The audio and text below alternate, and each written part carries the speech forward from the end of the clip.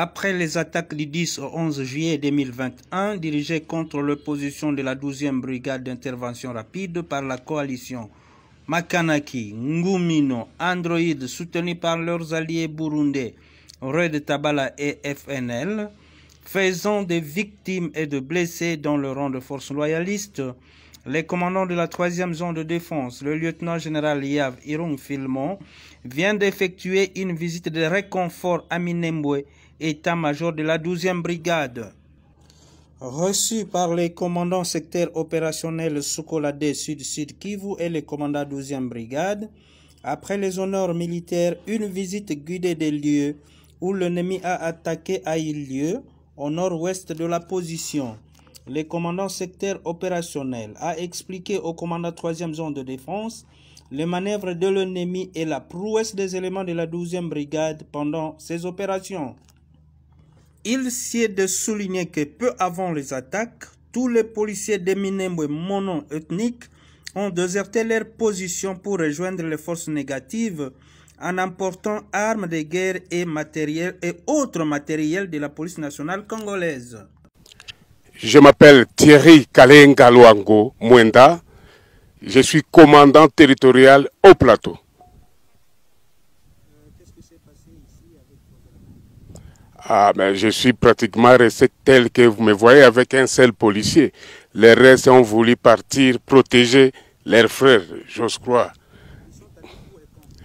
Et pendant ces événements, pendant ces opérations, ils sont partis. Et ils ont toujours tendance à faire de même chaque fois qu'il y a un problème. Donc ils se replient sur leur chef et ils partent.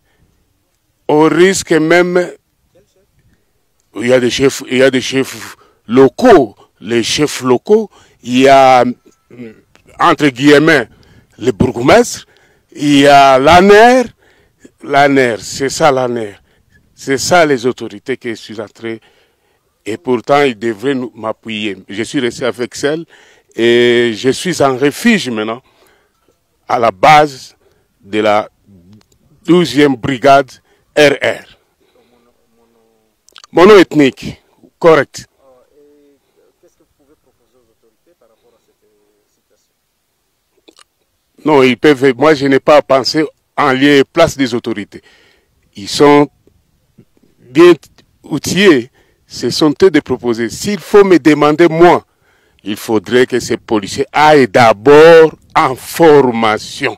Tous les gens qui sont ici. Est-ce qu'ils sont en contact avec vous depuis qu'ils ont fait? Non, je ne suis pas en contact avec eux.